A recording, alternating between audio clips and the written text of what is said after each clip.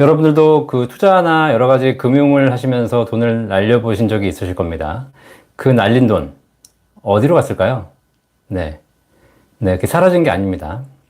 어딘가로 가 있는 거죠. 이전될 뿐입니다. 오늘, 라이브 방송 두 번째 시간, 여러분 그 자본주의에 대해서 좀 배우시는 시간 되실 수 있도록 제가 또 준비했습니다.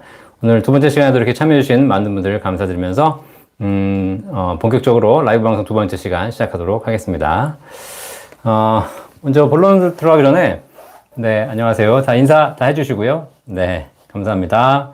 지난 시간에 질문하신 분들 계셨는데, 제가 질문 다 체크 못 해드리고, 또 저도 첫 번째 시간이라서 좀 이렇게 어리둥절하게 지나가다 보니까 많이 못 해드린 것 같거든요. 날씨가 좀 더운데요. 다들 이제, 좀 시원하게 지낼 수 있도록 제가 몇 가지 질문에 대해서 답변 드리고 그리고 시작하도록 하겠습니다. 김병국님께서 이런 질문을 주셨습니다. 현대차 우선주, 삼전 우선주 다 매수하고 있는데요. 투트랙 좋은가요? 안 좋은가요? 말씀해 주셨습니다. 네. 제가 삼성전자 주식을 투자하시라고 말씀드리지만 뭐 현대차도 나쁜 주식 아니고요. 카카오, 네이버 다 좋은 주식입니다. 다만 현대차가 나쁘기 때문에 사지 말라는 것이 아니라 우리가 투자의 본질을 이야기하면서 주주가 되어가는 과정이 중요하기 때문에 소수의 종목에 집중하시라라고 말씀드렸고요. 현대차가 나쁘다는 것이 아니고 자꾸 종목을 늘려가지 마셔라. 정말 평생 투트랙으로 갈 수 있으면 투트랙 가시면 되는 거고, 그렇지 않고 이렇게 하다가 3종목, 4종목, 10종목, 뭐 100종목 늘어나기 시작하면 답이 없다는 겁니다. 또 이런 질문 주신 분 계십니다. 해외 주식 안 하시고 삼성전자만 사시는 이유가 뭔가요? 이렇게 질문하셨는데요. 제가 해외 주식 투자에 대해서 방송하지 않는 이유는 딱 하나입니다. 저는 여러분께 주식 종목을 추천해드리는 사람이 아니거든요. 종목 추천해드리는 사람은 다른 방송이 많이 있으니까 그거 참고하시면 되고요. 네, 제가 추천해드리는 이유는 저는 방송을 하는 이유가 투자의 본질, 투자의 철학을 말씀드리기 위해서 우리가 이 주식을 대하면서 어떻게 주식을 봐야 될 것인가에 대한 기본, 철학을 말씀드리는 거죠. 그렇기 때문에 그 투자의 기본을 배우기 위해서 삼성전자라는 우량자산에 집중해서 말씀드리는 것입니다. 자, 그래서 뭐 해외 주식 하셔도 되고 더 좋은 종목도 많겠죠. 하지만 제가 말씀드리는 건 항상 투자의 본질, 기초거든요. 기초. 기초가 다져지신 분들은 다양한 방법으로 투자하셔도 좋습니다. 자, 그런데 대부분 다 기초가 다져지지 않은 상태에서 투자를 시작하다 보니까 자꾸 기본에서 어긋나기 시작하는 거거든요. 그러면 결론적으로 다 하다 보면 딴 길로 가게 돼 있어요. 그런 얘기를 제가 들은 적이 있거든요. 가장 좋은 서적은 기본 서적이고 가장 좋은 교육은 기본을 반복하는 것이다. 자, 그래서 우리가 투자에 성공하기 위해서 기본적인 것이 무엇인가를 항상 염두에 두시고 투자의 본질, 투자의 기본, 그것을 반복하시는 것이 오히려 더 큰 수익을 내는 방법이다 라고 제가 계속 말씀드리고 있습니다. 자, 그래서 제가 해외 주식 이런 거 추천 안 해드리는 것이 아니라 저는 그 얘기를 하는 사람이 아니라 투자의 본질을 말씀드리는 사람이라는 거 꼭 명심하시면 좋겠습니다. 저는 삼성전자만 사나요? 이렇게 물어보신 분 계십니다. 제가 투자하는 것에 대해 굉장히 관심 많으신데 사실 이 시간 빌어서 여러분께 말씀드리면 뭐 이런저런 종목들도 저도 해봅니다. 그리고 참고로 말씀드리면 중이 제 머리 못 깎는다는 얘기 있으시죠? 그래서 제 고객들 비해서 저의 수익률이 그렇게 좋지 않습니다. 왜 그러냐면 저는 투자의 본질을 제 스스로 깨닫기 위해서 제가 사고팔고도 해보고 이상한 종목도 투자해보고 다 해봤어요. 근데 결론적으로 그렇게 해도 제가 실패한다라는 거, 제가 우량자산에 집중하는 것이 그것보다 더 좋지 않다는 걸 스스로 깨닫고 있거든요. 사실 작년에 주가가 계속 올라오면서 제가 방송을 하면서 삼성전자를 꾸준하게 사셔라 라고 말씀드렸지만 그 사이에 저는 몇 주를 팔아보기도 했어요. 아, 이렇게 올랐으면 너무 비싼 거 아닐까? 방송은 꾸준하게 사세요라고 하시지만 제 스스로도 매일 주식을 보기 때문에 이게 쉽지 않은 거죠. 자, 그래서 주식을 보지 않아야 성공하는데 저는 본업이 제가 이 금융 일을 하는 사람이다 보니까 어쩔 수 없이 매일같이 주식을 볼 수밖에 없는 상황입니다. 그러다 보니까 저 스스로도 계속 흔들리게 된다는 겁니다. 자, 그래서 저는 사실 그 다른 종목도 몇 개 가지고 있는데 크게 재미를 못 보고 있습니다. 자, 그래서 기왕 여러분 하실 바에야 우량자산에 집중하셔라 라고 말씀드리는 거고, 참고로 저는 삼성전자 주식도 그렇게 많이 하고 있지 않습니다. 왜냐면 저는 주식 박사가 아니라 연금 박사거든요. 연금 박사. 저는 연금을 많이 하는 게 더 좋지 주식을 더 많이 하는 걸 좋아하지는 않습니다. 50대 초반인데 종신보험을 10년 정도 했는데 해약하면 손해일까요? 라고 물어보신 분 계셨어요. 투자의 본질이 중요하듯이 보험의 본질도 굉장히 중요합니다. 여러분들이 보험을 가입하시면서 이 상품이 뭐 하는 상품인가를 먼저 본질적인 내용을 보시고 그 본질에 맞춰서 가입하시면 아무 문제가 없다는 겁니다. 종신보험은 사망보장이 중심인 보험입니다. 그러니까 내가 죽는 것에 대한 준비를 하시려면 종신보험이 필요하죠.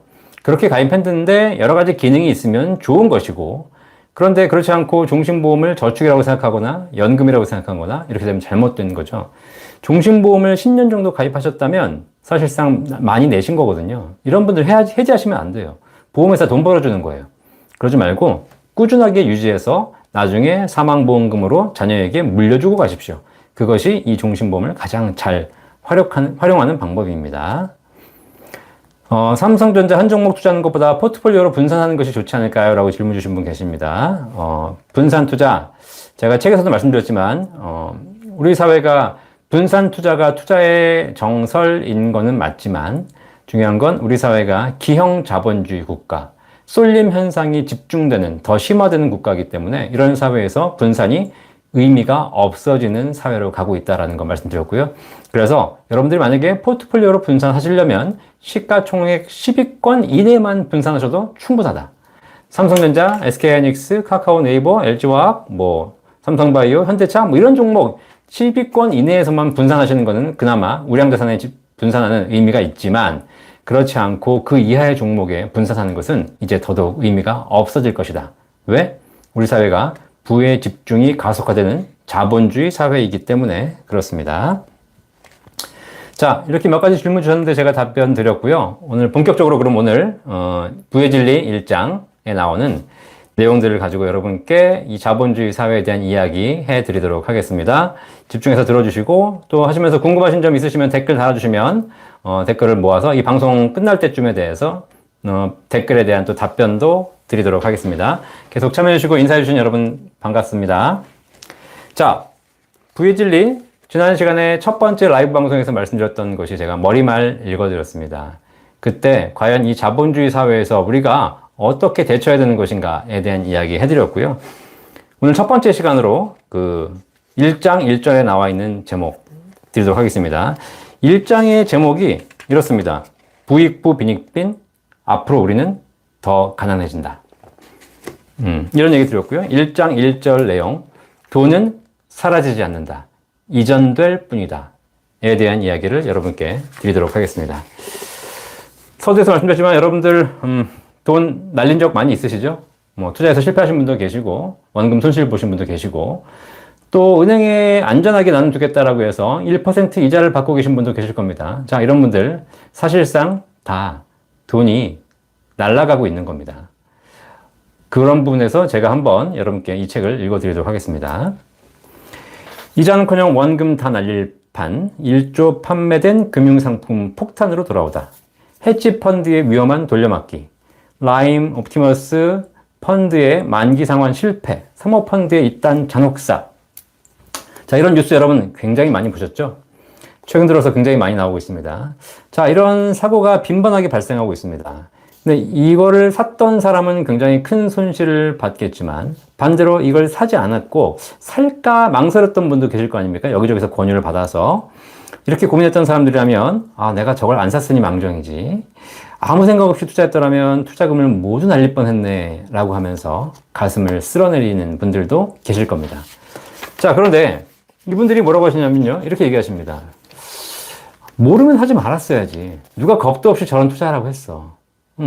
겁도 없이 투자해가지고 날린 거 다 자기들 잘못 아니야? 결국은 투자한 사람들이 바보지. 누가 그런 거 하라고 날려요? 이렇게 얘기하면서 투자하신 분들의 화살을 돌리는 이런 댓글들도 꽤 많이 있죠. 그러면서 생각하십니다. 나는 애초에 저런 위험한 투자 같은 건 시작도 안 하고 관심도 없어. 그러니까 나는 저런 금융사고를 당할 일이 없어. 라고 이야기하신다는 겁니다. 과연 그럴까요? 그렇지 않습니다. 다음 차례는 바로 여러분입니다. 아시겠어요? 지금까지 안 당한 것일 뿐이지 언제 당할지 모른다는 겁니다. 자, 금융사고를 당한 사람들이 오랫동안 투자를 해왔던 투자자였을까요? 엄청나게 위험한 투자 상품이라는 걸 알면서 가입했을까요? 그렇지 않습니다. 손실을 본 대부분의 투자자들이 본인이 무슨 상품에 가입했는지조차 잘 모르는 사람들입니다. 아니, 투자 상품이라는 사실조차 모르는 사람들도 많았습니다. 평생 은행만 이용하며 원금 보장이라는 단어를 무한 신뢰하는 평범한 사람들이었을 뿐이라는 거죠. 다시 말하자면 지금 사고를 당한 사람과 아직 당하지 않은 사람 간에 차이가 없다는 것입니다. 아직 사고를 당하지 않은 것은, 금융사고를 당하지 않은 것은 지금까지 운이 좋았던 것이지, 사고는 누구든지 언제나 당할 수 있다는 겁니다. 예전의 금융사고는요, 중소형 금융회사나 사설 투자회사, 우리가 듣도 보도 못한 듣보잡, 이런 데서 괜히 투자하셔가지고 사모펀드 사설로 해가지고 당하셨어요. 그렇기 때문에 은행이나 증권사를, 우리나라 금융회사를 이용하시는 분들은 금융사고를 당할 일이 없었죠. 하지만 최근에 발생하는 금융사고는 그렇지 않습니다. 시중은행, 증권사에서 버젓이 판매되는 금융상품에서 문제가 터지고 원금 보장이라고 해서 가입했는데 6개월 만에 원금 100% 손실이 나는 이런 상황들이 최근에 1, 2년 사이에 벌어지고 있다는 겁니다. 이 금융사고 통계를 보더라도 과거에는 몇십억이었는데 지금은 한 번에 1,000억 이상 되는 손실, 금융사고가 굉장히 많이 늘어나고 있다는 거죠. 이게 무슨 얘기냐면 결국은 평범한 서민들도 언제든지 당할 수 있다는 겁니다. 나는 그냥 은행에서 하라 그래서 증권사에서 위험하지 않다 그래서 했는데 시간이 지나갔더니 결국은 내 돈이 크게 손실 볼 수 있는 문제가 발생했다는 거죠. 자, 그런데 더 문제의 핵심 뭐냐면요. 이런 문제가 발생했을 때 과연 언론이나 국가 이런 데서는 어떻게 대처하느냐 봤더니 대부분 다 뉴스를 보시면 이런 뉴스뿐이에요. 일단 금융회사가 잘못했다. 상품 설명을 잘못했다. 그 다음에 불안전 판매했다. 상품 자체가 문제가 있다. 금융감독원에서 잘못 감독했다. 뭐 이렇게 하면서 계속 기본적으로 이런 문제점만 제기하는 거예요. 잘 설명해야 된다, 잘 판매해야 된다, 잘 관리해야 된다, 그리고 이걸 개선하겠다라고 얘기합니다. 근데 중요한 건 그걸 개선하겠다라고 개선해서 여러 가지 개선 대책을 세우면 사고가 안 날까요? 또 난다는 거예요. 왜 그런지 아실까? 상품을 잘 만들고 잘 판매하고 잘 감독하면 금융 사고가 사라질까요? 그렇지 않습니다. 왜 안 사라지는지 아세요? 우리 사회에 지금 보시면 사고들이 많이 발생하는데 발생할 때마다 나와가지고 정부 기관에서 담당자들이 나와가지고 이런 일 다시는 없도록 하겠다라고 얘기하지만 또 발생하지 않습니까? 왜 그렇죠? 땜질식 처방만 하기 때문이에요. 근본적인 원인에 대한 처방이 없기 때문입니다. 머리가 아프면 두통약만 먹고 끝나기 때문입니다. 머리가 아픈 원인이 근본적으로 스트레스인지 장애 문제가 있는지 몸에 문제가 있는지를 살펴봐야 되는데 그게 아니라 그냥 두통약 하나 처방해주고 끝내버리기 때문에 다음에 또 아픈 일이 발생한다라는 겁니다. 금융사고도 마찬가지예요. 금융사고의 원인이 상품을 잘못 만들고 판매를 잘못하고 관리를 잘못해서가 아니라는 겁니다. 그런 걸 개선한다고 해서 앞으로 금융사고가 발생하지 않는 것이 아니라는 겁니다. 저는 이런 기사, 이런 사고를 보면요, 궁금한 게 하나 있습니다. 궁금한 게. 그게 바로 이겁니다. 자, 분명히 여기 처벌이 약하다고 지금 댓글 달으셨는데 뭐 처벌 강하게 한다고 해서 과연 사고가 안 날까요? 그렇지 않다라는 거예요. 잘 보시면 DLS, DLF, 뭐 옵티머스 라임 이런 걸 통해서 몇 천억, 그 다음에 뭐 1조 원 가까이 사고가 났습니다. 그렇죠? 자, 여기서 진짜 궁금한 게 있어요. 그 사고를 통해서, 금융사기를 통해서 손실 본 금액이 1조 원이에요. 1조 원. 자, 그럼 여러분 진짜 여기서 궁금해 하실 게 있어요. 그 1조 원 어디 갔을까요? 그 1조 원 어디 갔을까? 이걸 여러분이 생각해 보셔야 돼. 이게 문제를 해결하는 본질이자 핵심이에요. 그 돈이 불타서 사라진 게 아니라는 겁니다. 그 돈이 하늘로 사라진 게 아니에요. 그 돈이 어디 갔냐면 그 돈이 누군가의 호주머니로 가 있다라는 겁니다. 지금 말씀하신 대로 정말 서민들의 쌈짓돈, 정말 서민들의 노후자금, 이 정말 소중한 돈들이 사라진 게 아니라는 겁니다. 차라리 불타서 없어졌으면 덜 억울해. 너도 못 먹고 나도 못 먹으니까. 근데 중요한 건 이것이 누군가의 호주머니로 갔다는 있다는 거죠. 그 누군가의 호주머니가 누구 거예요? 누구 거? 사기꾼이 아니에요. 부자예요, 부자. 부자가 사기꾼이라면 모르겠는데 결국은 그 상품을 통해서 누군가는 돈을 갖고 가고 있는데 그것이 부자들이 다 갖고 가고 있다는 겁니다. 저는 이 테헤란로에서 지금 직장 생활을 20년 가까이 하고 있는데 이 테헤란로가 결국은 사실 금융들이 굉장히 발전한 곳이거든요. 근데 이 안에서 엄청난 금융 사기들이 진행되고 있습니다. 자, 그걸 잘 보고 있으면요. 여러분들 일일이 이 자리에서 제가 설명드리긴 그렇지만 결국은 서민들이 쌈짓돈 갖고 와서 그것을 사기당하면 그 돈이 결국은 부자들이 다 간다는 겁니다.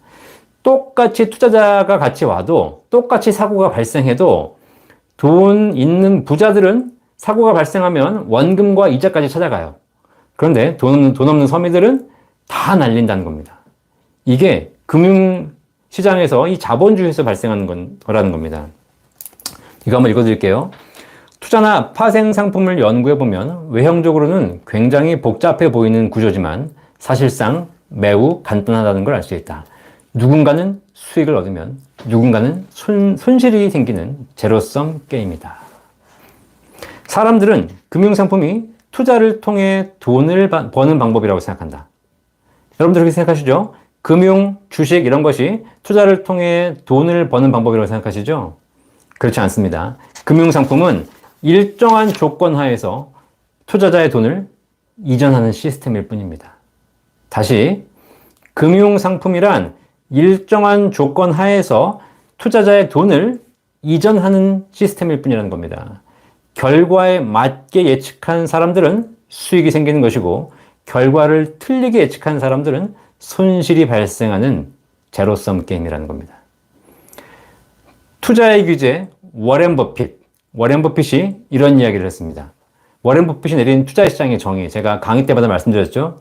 투자시장에서 워렌 버핏이 투자시장을 뭐라고 정의했느냐? 네, 이렇게 정의했어요. 투자시장이란 좋은 종목을 싸게 사서 비싸게 파는 것이다? 이런 것이 아니라 투자시장이란 참을성이 없는 개미로부터 인내심이 강한 투자자에게 자산을 옮겨주는 시스템.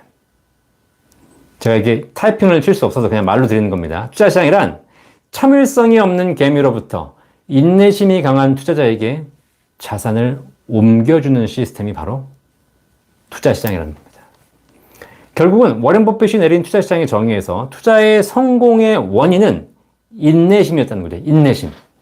인내심. 자, 그런데 사람들은 투자의 성공의 원인을 뭐라고 봐요? 정보나 지식 같은 거라고 생각하시는 거죠. 지식과 정보가 많으면 투자에 성공할 수 있다고 생각하는 겁니다. 이게 문제의 원인을 잘못 짚은 거예요. 그렇기 때문에 지식과 정보를 백날 연구해봐야 당장은 몇 번 성공하는 것처럼 보이지만 결국 실패할 수밖에 없는 이유. 이게 문제의 원인을 잘못 짚었기 때문입니다. 아까도 얘기 드렸듯이 머리가 아픈 이유가, 두통이 생긴 이유가 무엇인지 원인을 먼저 찾아내고 그 원인을 개선해야 추가적인 두통이 안 생기는 건데 우리는 문제의 원인을 연구하지 않은 채 자꾸 팩트 결과만 보고 나서 답을 찾으려고 한다는 거죠. 투자 시장에서 성공하는 것은 결국은 누가 더 오래 참느냐의 게임이고 그 오래 참게 되는 사람이 벌게 되는 돈은 그 오래 참는 사람이 잘해서 온 것이 아니라 누군가 더 참지 못한 사람의 통장에서 이전되어 오는 것이라는 거. 이 금융 시스템, 이 금융 상품, 여러분들이 지금 자본주의 살면서 수많은 금융을 이용하시는데 저도 금융 일을 하고 있지만 이 금융 시스템의 기본은 결국은 싸게 사서 비싸게 파는 것이 아니라 누군가에게서 누군가에게로 돈을 이전해 주는 과정이라는 거 반드시 명심하시고 내가 돈을 벌기 위해서 다시 얘기하면 내가 누군가의 통장에서 돈을 갖고 오기 위해서 내가 어떤 포트폴리오와 어떤 전략을 취해야 할 것인가를 잘 생각하시라는 겁니다. 지피지기 100점 불태. 저 사람을 내가 이기고 저 사람에 비해서 성공하려면 저들이 뭐가 약점인지를 봐야 한다는 거죠. 뭐가 약점. 그런데 지식과 정보로 싸워가지고 그것이 강약을 결정하는 것이 아니라 결국은 누가 더 오래 참았느냐에 대한 결론이라는 거 워렌 버핏이 이야기했다라는 겁니다. 자, 돈은 이전됩니다.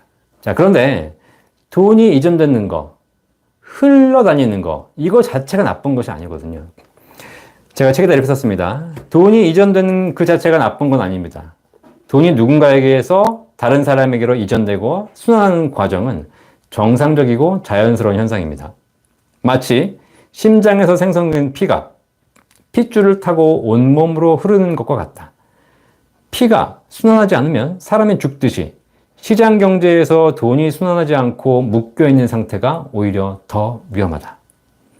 하지만 자본주의 사회에서 돈의 이전은 돈이 골고루 순환하지 않고 한 방향으로, 다시 말하면 빈자에게서 부자에게로 집중되는 것이 문제다. 그 결과 빈자들은 점점 더 가난해지고 부자들은 더더욱 부자가 되는 부익부 빈익빈이 심화된다는 것입니다. 여러분, 지금 최근에 우리가 코로나를 겪으면서 부익부 빈익빈 양극화가 심화되고 있다는 거 굉장히 느끼고 계시죠? 네. 자, 그런데 이걸 보시면 어떤 일이 벌어지고 있냐면, 작년에 우리나라가 코로나를 겪으면서 굉장히 특이한, 하지만 어떻게 보면 굉장히 당연한 현상이 벌어졌습니다. 작년에 보시면요, 부자들, 자산을 갖고 있는 사람들, 이런 사람들은 가만히 있어도 자산이 상승했다는 거예요. 자고 일어나면 집값이 몇 천만 원, 몇 억씩 뛰고 있다는 겁니다. 투자를 하신 분도 아시겠지만, 그냥 삼성전자 주식을 갖고 있어서 계셨으면 그냥 자고 일어났더니 주가가 오르면서 계속 자산이 불어나는 이런 느낌을 여러분이 받으셨을 거라는 겁니다. 이게 무슨 얘기냐? 자산을 갖고 있는 사람들, 부자들은 아무것도 하지 않았는데 자산이 불어나고 있었어요. 자, 그런데 코로나가 와서 굉장히 힘들어지면서 어떤 일이 벌어지고 있냐면, 열심히 노력하는 서민들, 자영업자들은 열심히 노력하면 노력할수록, 아침에 일찍 나와서 문을 열면 열수록 결국은 나는 장사가 더 안 되고, 그리고 점점 더 가난해져 가고 있다는 겁니다.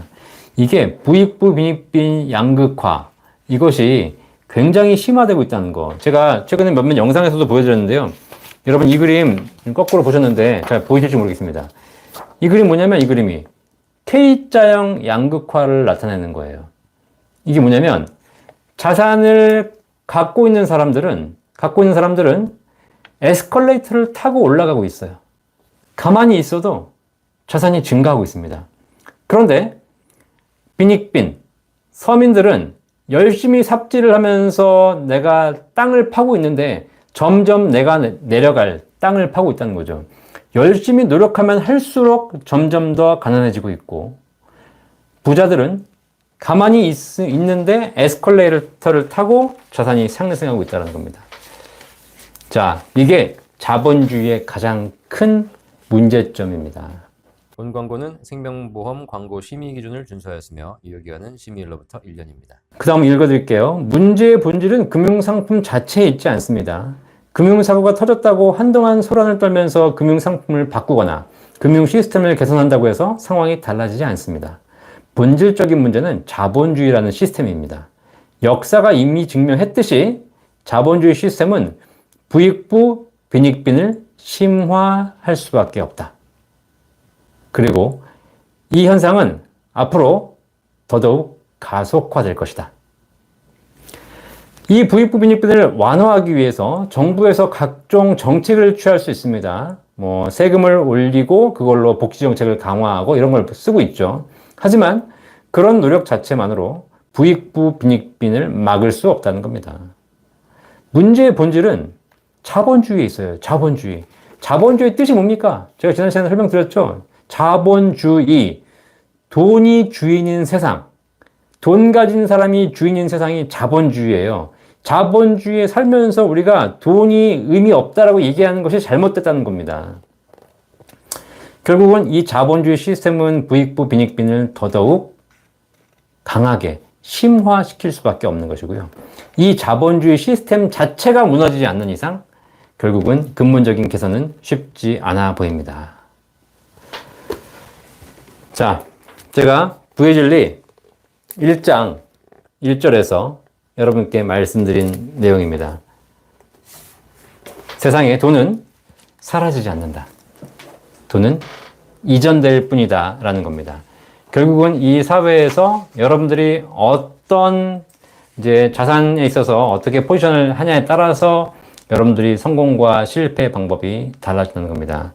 댓글 중에 이런 댓글도 있었는데, 뭐, 해외 주식도 오르고, 미국 주식도 오르고 있고, 뭐, 중국 주식도 앞으로 조금 더 오를 가능성이 있죠. 이런 다양한 포트폴리오에서 이야기하신 분들 굉장히 많이 있으십니다. 맞습니다. 뭐, 더 좋을 수 있습니다.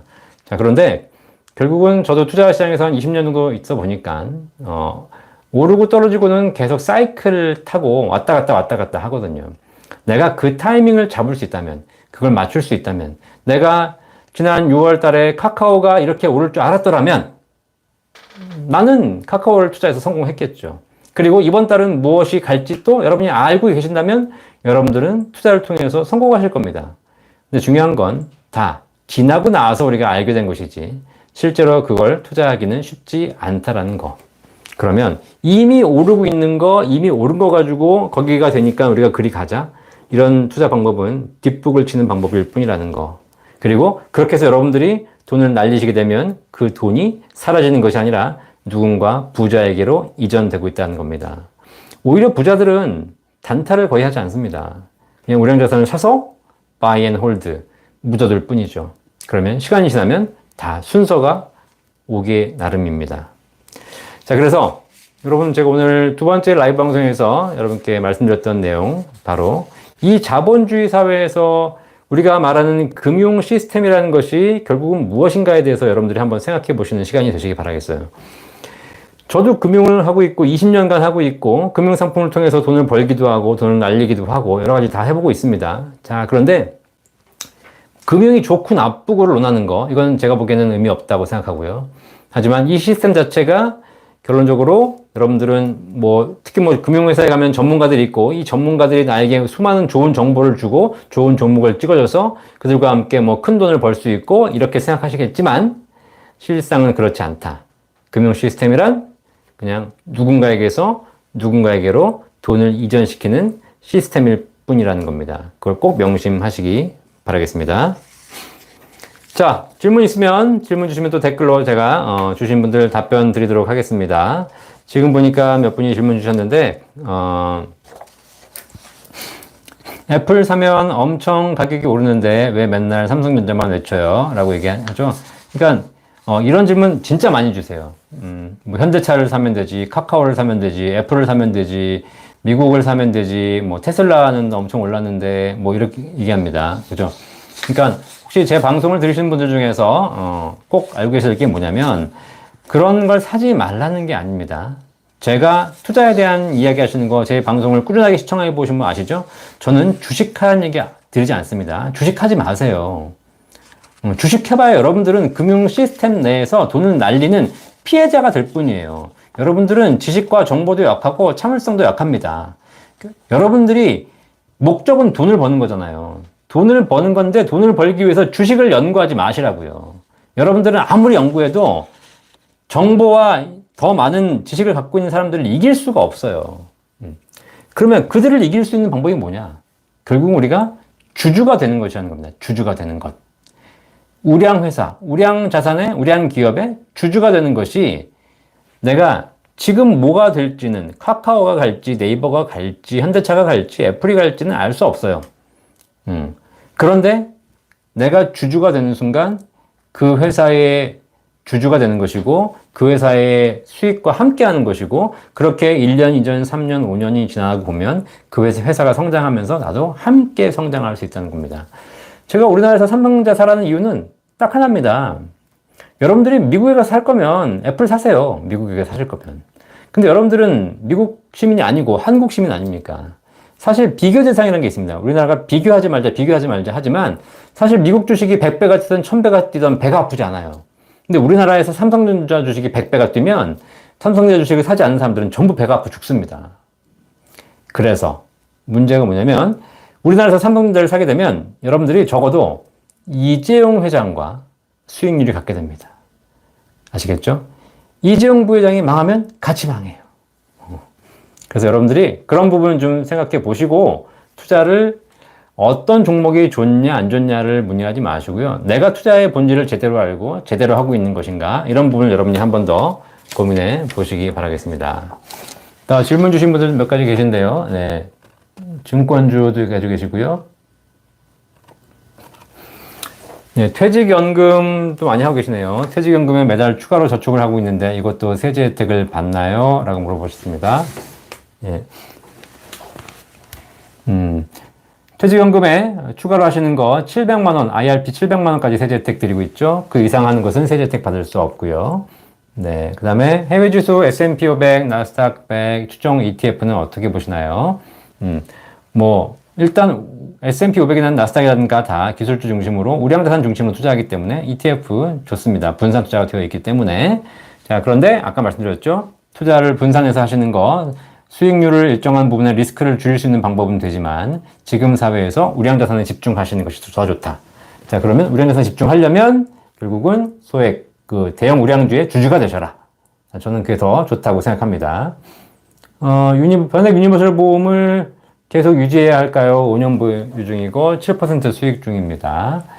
변액 유니버설 보험이라면 일반적으로 투자를 하는 보험 상품을 가입하신 것 같은데, 제 개인적으로는 목적이 연금이라면 연금으로 가시고요, 계속. 그렇지 않고 그냥 단순히 돈을 모으시는 목적이라면 변액 유니버설 보험 유지하는 것보다 차라리 그거를 매도해서 지금부터라도 삼성전자를 사시는 것이 좋지 않을까 생각하고 있습니다. 증권주 10년 전 매수했는데 지금까지 들고 있는데 반토막 났어요. 그렇죠? 네.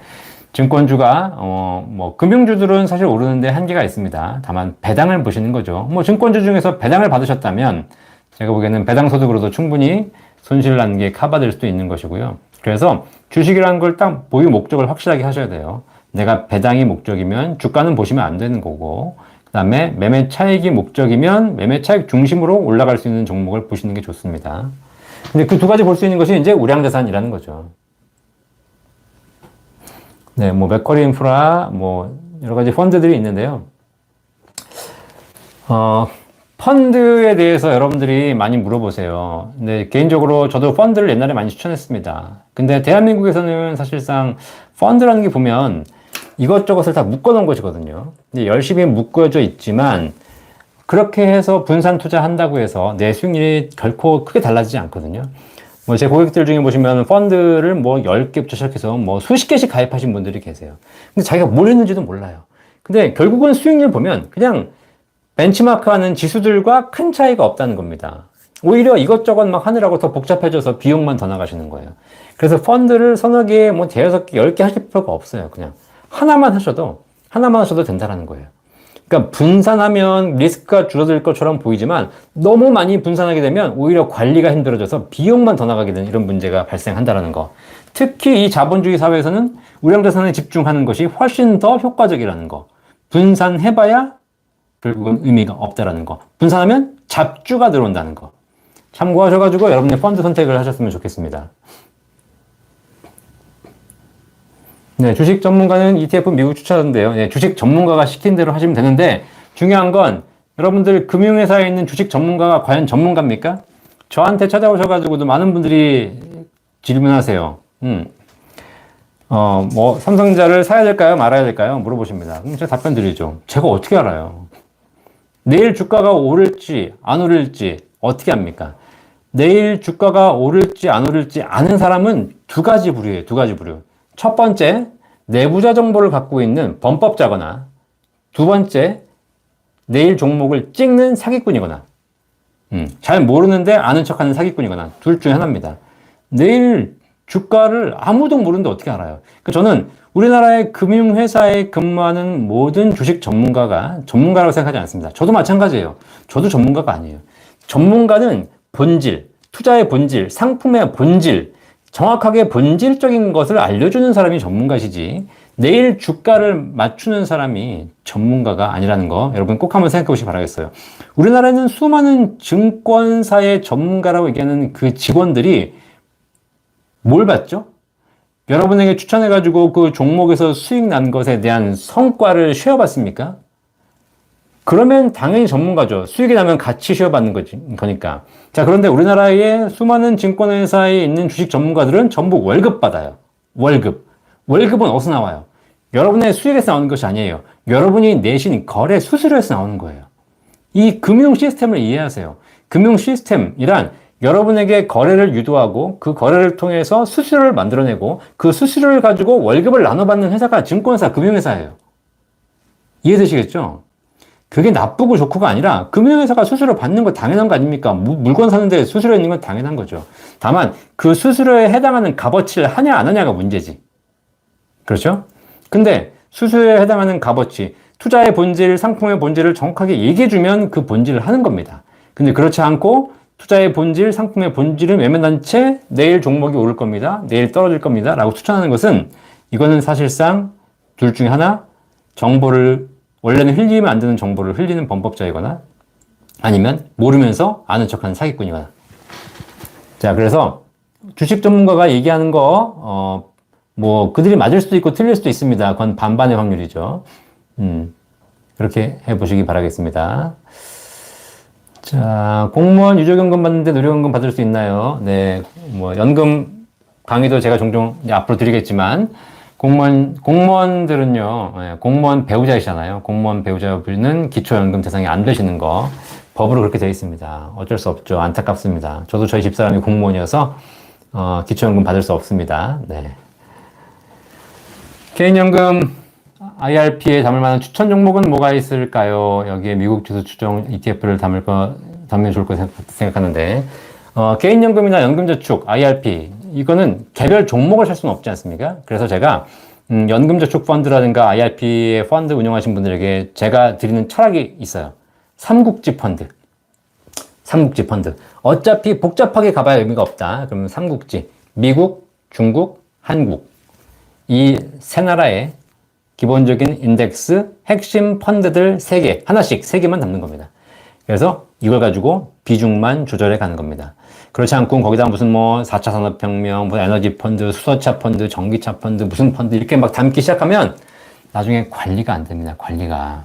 한번 해보세요. 아니, 모르시는 분들은 한번 해봐서 좀 당해보는 것도 괜찮아요. 열심히 해가지고 뭐 시킨 대로 해가지고 한 5개, 10개 했는데 결과적으로 거기서 거기가 뭐가 뭔지도 모르겠고 그냥 빨간색이면 좋고 파란색이면 안 좋고 이렇게 투자를 하는 것은 아무 의미가 없다는 거예요.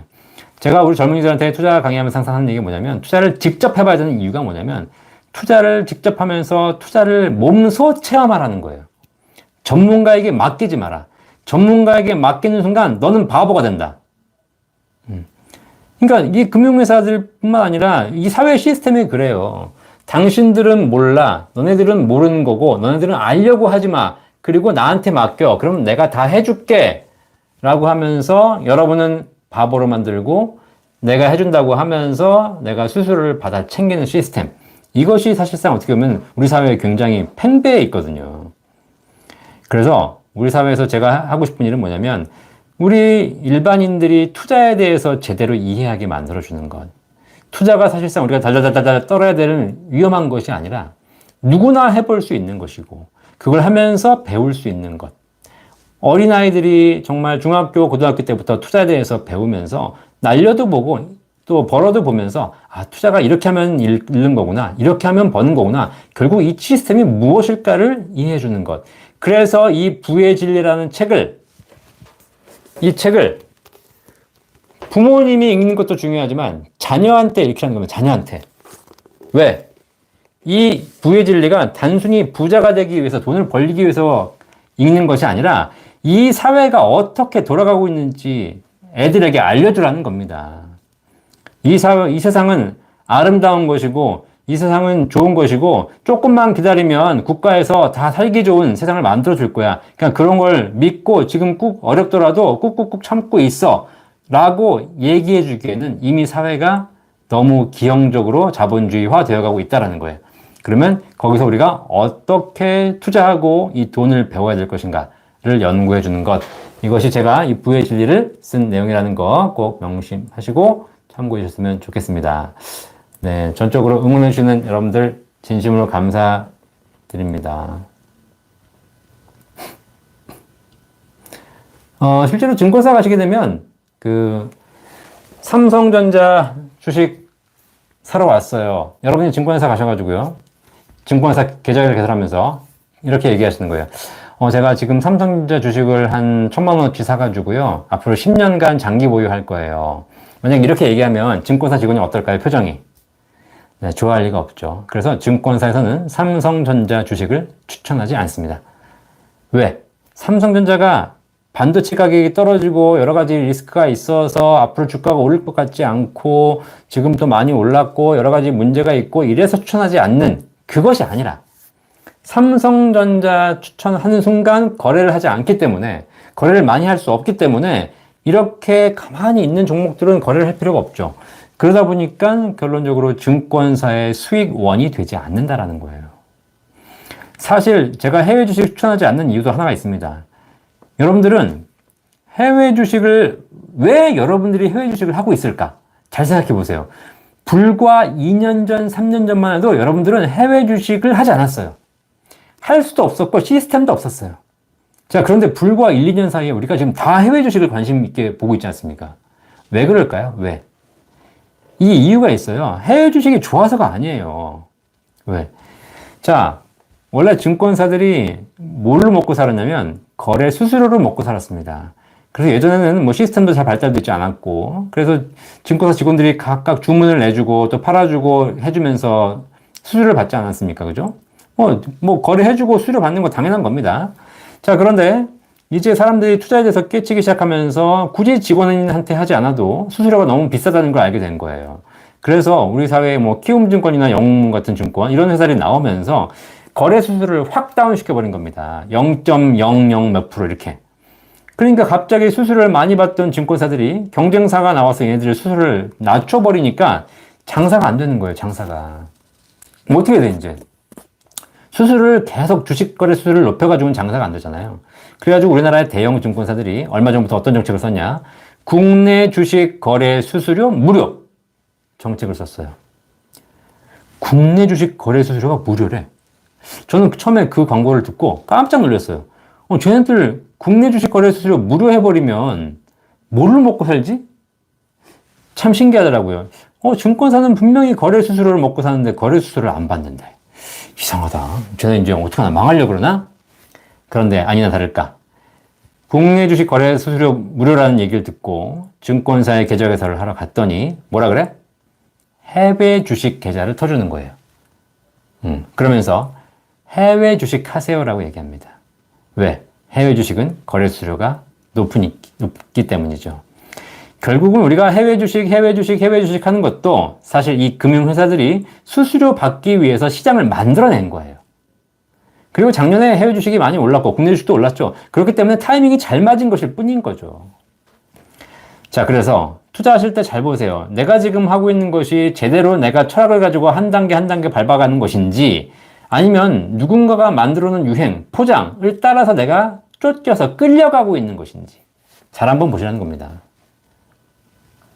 그렇다면 이제 여러분들이 이 투자 시장을 보실 때 조금 더 이 세상을 같이 보시면 왜 이런 일이 벌어지고 있구나. 해외 주식을 하냐 안 하냐가 중요한 것이 아니라 내가 지금 어떤 상황에 끌려가고 있구나. 여기서 내가 어떻게 해야 되겠구나를 판단할 수 있는 그런 방법이 되실 겁니다. 그래서 여러분과 우리 자녀들이 이런 사고의 확장, 이런 판단의 능력들이 커져야 우리 사회가 조금 더 건강하고 누군가에게 사기치지 않는 그런 사회가 될 거라는 겁니다.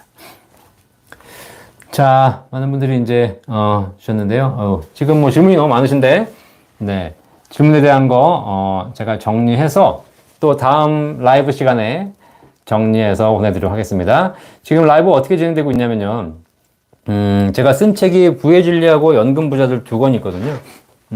그래서 이 연금 부자들 책도 지금 있고요. 그 다음에 이 부의 진리 책도 있습니다. 아마 지금 매주 월요일 7시에 여러분 만나 뵙고 있는데 일단 부의 진리부터 시작을 했습니다. 그래서 한 장 한 장씩 읽어가면서 이 책에 대한 내용 정리해드리고 여러분 또 궁금하신 거 답변해드리고 또 우리 사회에 대한 이야기도 좀 드리고 물론 제 생각과 다 같으신 건 아니실 거예요.